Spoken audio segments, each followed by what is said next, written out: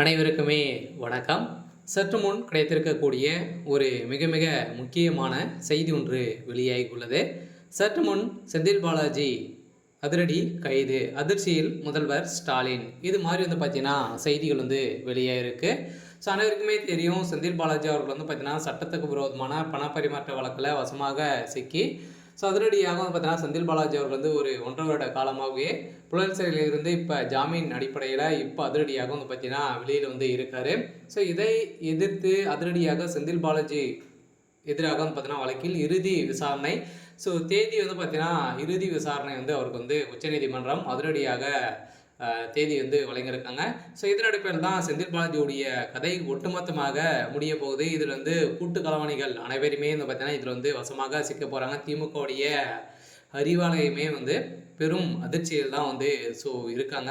So இதை பற்றி இந்த வீடியோவில் நம்ம முழுமையாக பார்க்கலாம். ஸோ அதுக்கு முன்னாடி நம்ம சேனலுக்கு இப்போ தான் நீங்கள் முதல் முறையாக வந்திருக்கீங்க அப்படின்னா மறக்காமல் நம்மளுடைய சேனலை சப்ஸ்கிரைப் பண்ணி சப்போர்ட் பண்ணுங்கள். ஸோ வாங்க வீடியோக்குள்ளே போகலாம். ஸோ பார்த்தீங்கன்னா செந்தில் பாலாஜி அவருடைய வழக்கில் பார்த்தீங்கன்னா அதனுடைய நிறைய மர்மங்கள் இருந்தது. எக்கச்சக்கமான பணங்கள் இப்போ சட்டத்துக்கு விரோதமான பணப்பரிமாற்ற வழக்கில் பார்த்தீங்கன்னா இப்போ சமீப காலத்தில் டாஸ்மாக் நிறுவனத்தில் நடந்த ஊழலின் அடிப்படையிலும் அதே மாதிரி ஏற்கனவே அவர் வேலை வாங்கி தருவதாக பார்த்தீங்கன்னா முறைகேடுகள் செஞ்சிருக்காரு அப்படின்ற மாதிரி சதுரடியாக ஒரு மீது எக்கச்சக்கமான வழக்குகள் இருக்குது. இந்த வழக்கின் அடிப்படையிலும் அனைத்து வழக்குகளுக்குமே பார்த்தீங்கன்னா இப்போ உச்சநீதிமன்றம் இந்த செந்தில் பாலாஜி வழக்குக்கு எதிராக பார்த்தீங்கன்னா இறுதி விசாரணை நடத்த போகிறதாக ஒரு அறிவிப்பு கொடுத்துருக்காங்க. இந்த உத்தரவின் அடிப்படையில் இப்போ அதிரடியாக செந்தில் பாலாஜி அவர்கள் திடீர்னு கைது செய்யப்பட்டிருக்காரு. ஸோ இப்போ முன்னாள் அமைச்சர் செந்தில் பாலாஜி மீது